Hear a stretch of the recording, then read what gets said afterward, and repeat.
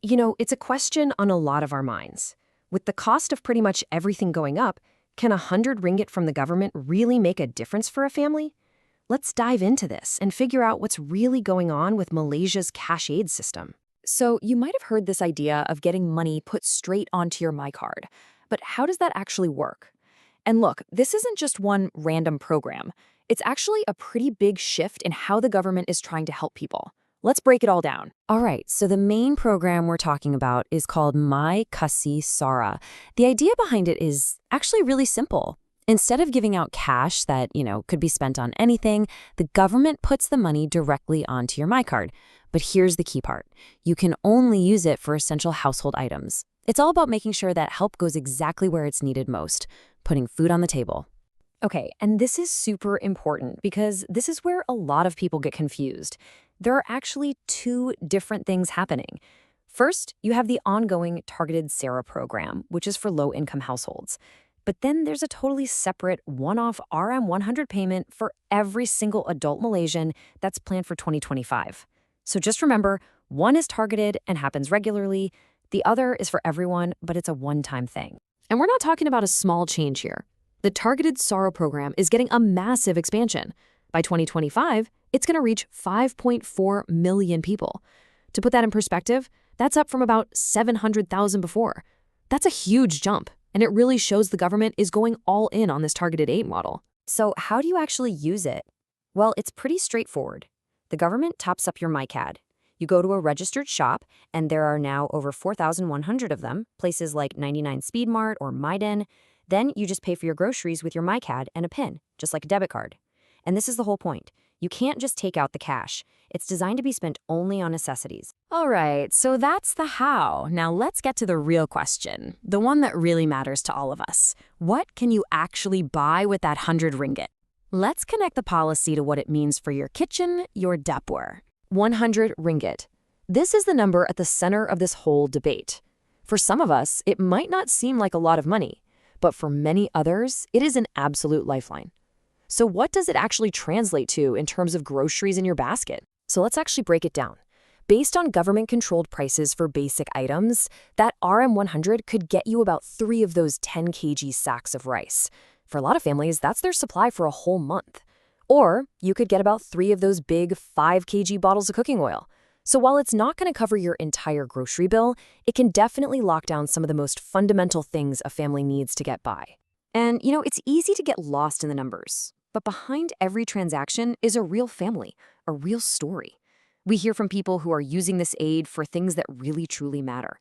For this parent, it wasn't just about rice or oil. It was about making sure their child had essentials, like milk and diapers. That's the human side of this policy. But, of course, it's not all smooth sailing. Not everyone is convinced. The program is obviously helpful, but the big question that keeps coming up is this. In today's economy, with today's prices, is it really enough? This is where we get into the big national conversation. And this is a feeling you hear all the time, right? On social media, at the coffee shop. A lot of people feel that with prices going up, 100 RM just disappears, maybe in one single trip to the supermarket. And it's a totally valid concern. The cost of living is a real pressure for millions of us. But then you have the government's perspective. The Prime Minister has basically said, hey, don't look at that RM100 in isolation. He's talking about the one-off aid here. If you have a family with 4 adults, that's RM400. And when you add that to other aid like the Sambangan Tunai Rahma or STR, the total package starts to look a lot more significant for a low-income household.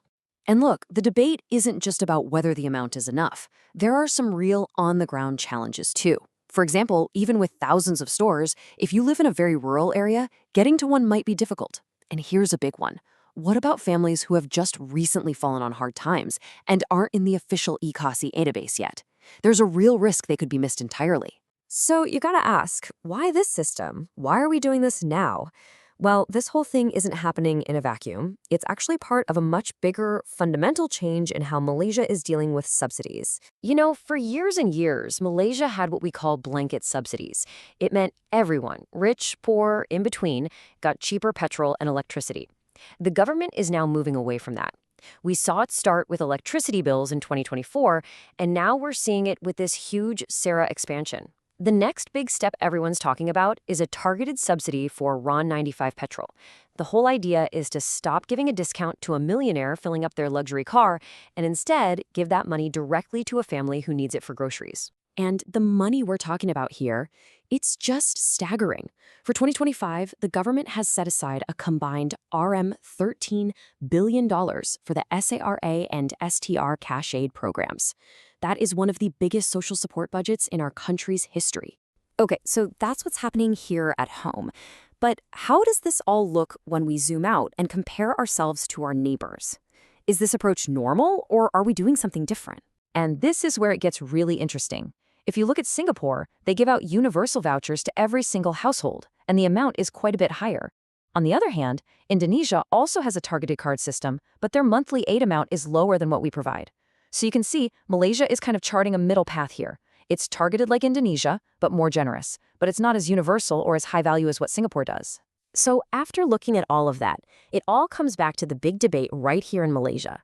We've got this new system, this new direction, but what do people really think about it? And where do we even go from here? And if you look at how people are reacting, it's complicated. On one hand, reports show that the people who actually receive the aid are overwhelmingly grateful for the help. But then a pretty big chunk of the public is still critical, saying the amount just isn't enough. And then you have another group that's worried about the big picture. Can we actually afford to keep doing this long term?